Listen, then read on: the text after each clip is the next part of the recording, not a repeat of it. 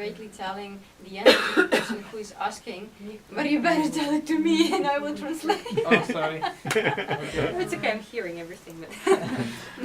Because I forget, I want to concentrate. Okay, I will tell you.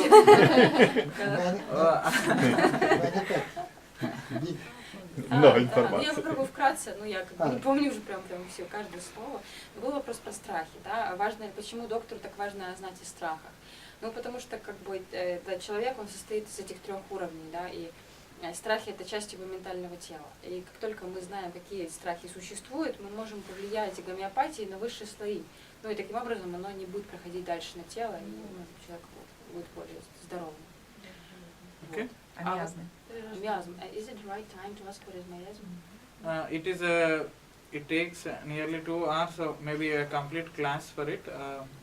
I am not a competent person to answer that question, I feel. I can answer it basically, but I think first we have to complete this portion, and it is quite a lengthy to describe. Miasm is, the picture of miasm is given in the previous lectures, but it is not named yet. So we will come to it maybe in the next next class. Простите, пожалуйста, я хочу сейчас, одну минутку. Вы спросили про миазм. Я говорю, доречно, да, как бы сейчас задавать этот вопрос, он говорит, что мы хотим закончить. Но о миазмах Ананда Кришна рассказывал на предыдущем занятии. То есть он не упоминал, что это миазм. So to answer it in one sentence, it is the root from which these branches called diseases are coming into your body. Да, то есть если очень кратко, то миазм это корень, из которого проистекают все проблемы, все болезни. То есть это какое-то точечное повреждение, из которого потом идут проблемы там, с телом, дальше. Корневая, скажем так. Да, корневая система. Так вот я сейчас объясняю. It is a very interesting and lengthy subject. Причина почему? Но это не физическое. Нет, это не обязательно физическое. If everybody is willing to spend some 10 or 15 more minutes, then we will finish this. Because I know the time of lecture is over, but if everybody can stay for 10-15 minutes, we will complete it. Сейчас у нас закончилось время лекции, но надо минут 15, чтобы закончить то, что Гопал запланировал. Мы слушаем? Да.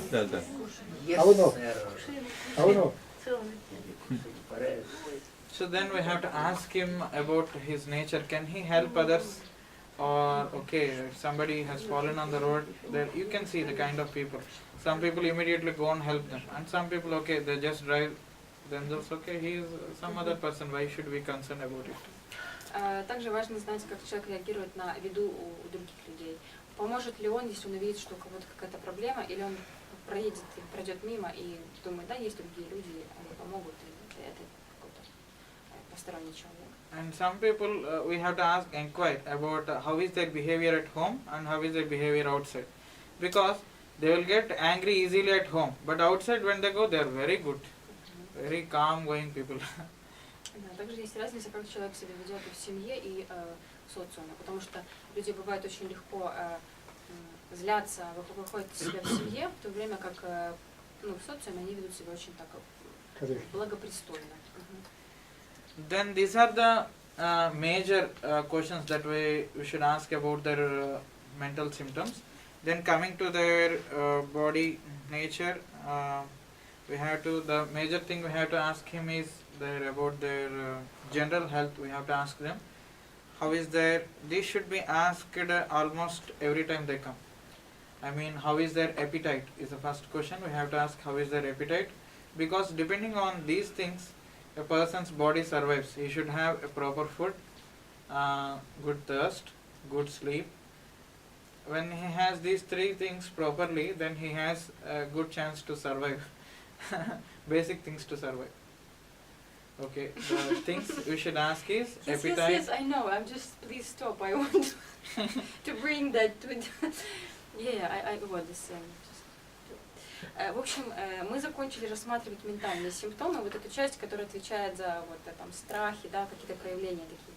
Сейчас мы переходим, немножко так обратно к телу, и есть вещи тоже не менее важные, например, такие как аппетит человека, да, то, как он ест, как он пьет, какая у него жажда, как часто он ест, то есть вот вещи, которые связаны с его едой. И сон. слив и Да, да, Мгм. да.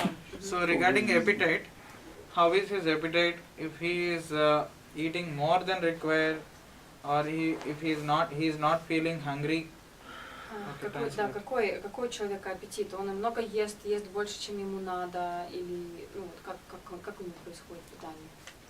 Can he continue eating after once he starts? Would you like to translate? Or some people, after they seeing the food and having the smell of the food, they will get vomiting sensation.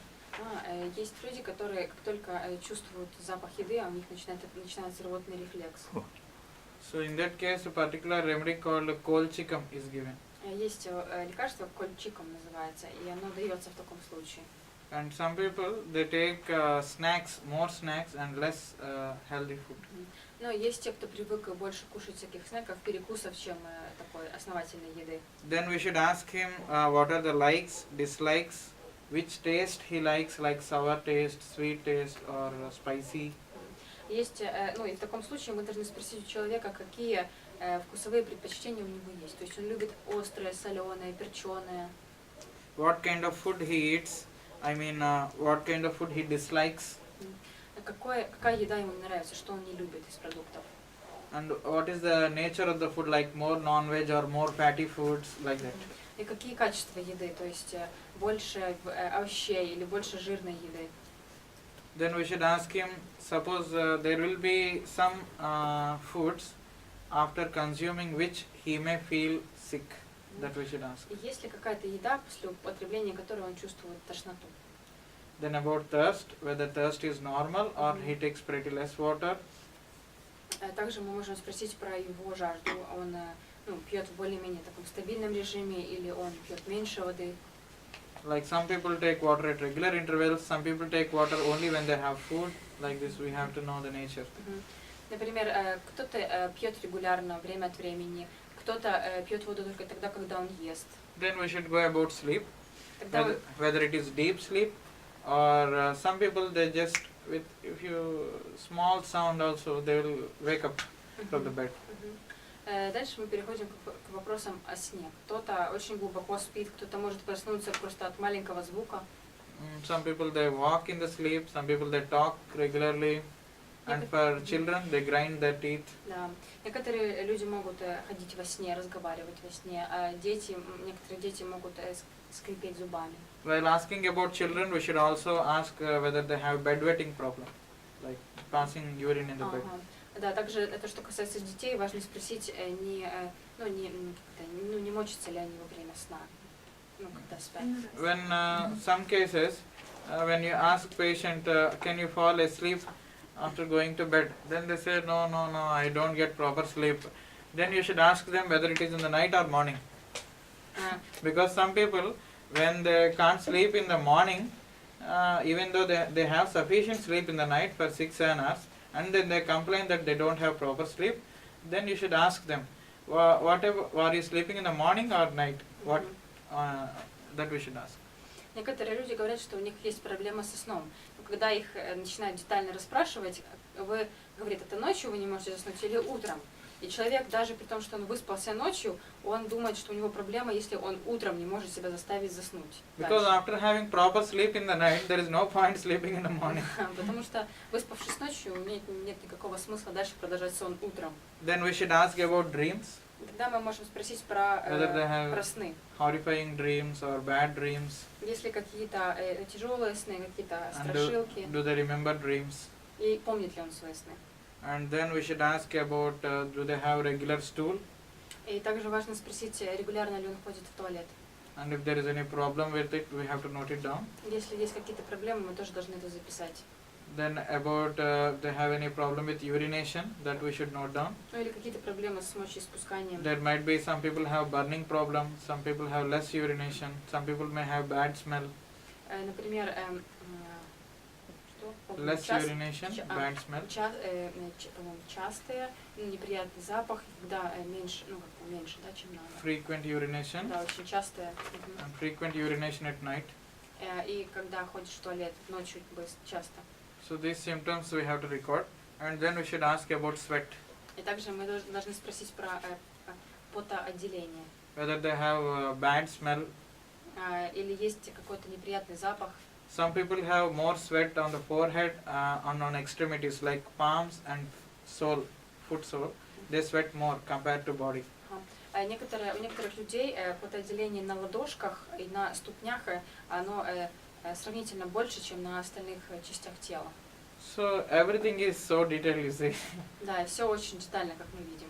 Then we should ask whether they have any problem with the nails Также мы спрашиваем о том, есть ли проблемы с ногтями, and about their sexual habits. какие-то сексуальные привычки. And then in the women we have to ask about if they have any menstrual problems. То, что касается женщин, важно спросить, есть ли какие-то проблемы с менструацией. Like when the cycle has started and for how many, what is the cycle regular? Регулярный ли цикл, когда он начинается, For how many days cycle lasts? количество, продолжительность, If they have any problems during the menstruation time, есть ли какие-то проблемы во время менструации. and about nature of the discharge, nature of the menstrual discharge, whether they have flow for, they have clots in the flow, Есть ли какие-то, ну, я так понимаю, посторонние выделения во время месячных? and then we have to ask them about any generally about any previous medication that we have already discussed, and okay, this you need to translate. Также важно спросить про какие-то предыдущие заболевания или способы лечения. Then while asking about children, specifically we need to ask some questions. И когда мы спрашиваем о детей, у нас есть какие-то дополнительные вопросы, которые мы задаем. We have to ask about when the mother is carrying, does she has any problems or anxiety or stress? Когда женщина беременна, важно знать, не возникает ли у нее какое-то раздражение или стресс в это время. Whether it is surgery or normal delivery. Или это кесарево, либо это нормальное рождение, обычное. How he has grown up, I mean, did he speak properly in the right time, or did he stand in the right time, whether his teeth came at the right time, these things we have to inquire. То, что касается маленьких детей, важно знать, важно спросить, когда он пошел, когда он заговорил, когда начали расти зубы, все ли вовремя. His ability to learn new things. И также возможности человека изучать что-то новое. And some children, if they ask a chocolate and if you do not give, they will create a mess right away. Да, некоторые дети, если они просят шоколадку и им ее сразу не дать, то они прям вот снесут всё. So you have to ask a detailed nature even for a child. Да, и поэтому очень важно спросить очень детально о природе даже маленького ребенка. And then we have to finally write observations, our observations of the patient. I mean, whoever is taking the case, we have to, depending upon, because we speak at least for 30-40 minutes, because to ask this it takes a lot of time. Yes. So our observation of the patient that we have to write. И тогда вот все вот это вот выслушав, потратив 30-40 минут, врач должен сделать свое заключение. Он должен сам от себя написать что-то о пациенте. There are several other fine details that we have to go through that comes with experience. Есть некоторые еще детали, которые должны быть описаны, но они все приходят с опытом. Like for children there will be some specific questions, for middle-aged people there will be some questions, and for old people there will be some questions that we have to ask, and also depending upon the problem with which they have come, we have to ask some specific questions. So these things when we study more deeper that we understand. По мере изучения науки, как бы такая категория людей, как там дети или люди старшего возраста, им всем нужно задавать определенные специфические вопросы, но это как бы уже по ходу практики. We have to also see the condition of the patient. Suppose if the patient comes with very high fever, some 39-40 fever, you should not ask about his mental details. We have to observe like his thirst and these things we have to ask, because in the fever what are the symptoms we require for that particular time we have to ask, give medicine and send him. After the fever subsides, we should write a detailed case and then give the medicine. Если приходит человек с очень острой болезнью, если у него, например, очень высокий жар, то в этот момент мы не должны его очень глубоко расспрашивать про его какие-то ментальные симптомы. Надо решить проблему сразу, да, то есть надо дать ему лекарство, чтобы он пришел в норму. А потом он придет, и мы распишем длинный кейс со всеми деталями. when he is having acute diarrhea, if you ask him, are you getting angry? He will get angry. Если у человека там понос, например, и мы будем ему рассказывать, ну что ты злой, то он как бы будет злой. So we have to read the situation and take the case. Да, ну то есть как бы мы должны применять правильные вопросы в правильное время. There are no hard rules for a doctor. You have to read the situation. That is the important thing. Да, суть в том, что нет каких-то четко определенных таких вот вопросов, да, которые вот только так и никак иначе. Доктор должен приспосабливаться к ситуации. Sometimes there will be epidemics. You know Да. epidemics, right? Да, да, иногда возникает Like эпидемия. cholera Да, да, да. Какие-то or эпидемии, viral fevers. как холера. So then how should you deal? Then Тогда how should- что делать доктору? So doctor, he first, when the first patient comes with this disease, he will take the detailed symptoms, and depending on the totality of symptoms, he gives medicine. Когда такой пациент приходит к доктору, врач должен опять-таки собрать все симптомы и согласно этим симптомам дать ему лекарство. Subsequently, for the second patient, like that, at least for a group of 10 patients, he will take these detailed symptoms and decide a remedy for each person. Как бы зная, что это эпидемия, он все равно должен принять, ну, например, к нему пришло 10 человек, и у каждого он лично должен спросить все его симптомы и дать соответствующее лекарство. Then what he does, he takes the common group of symptoms for all these patients, because that is the epidemic. И тогда что он делает? Он на основе этих симптомов общих у людей, да, так как это эпидемия, он делает вывод об этой болезни. And then he decides a remedy, and this works for most of the patients. И тогда он определяет лекарство, и это лекарство будет действовать для всех пациентов.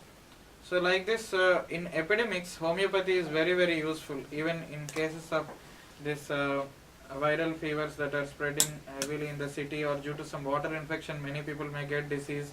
Even in such cases, homeopathy is extremely useful.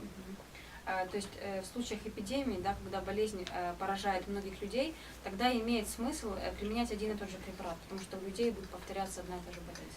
But by now you might have understood that taking a case of a patient is not a science but an art.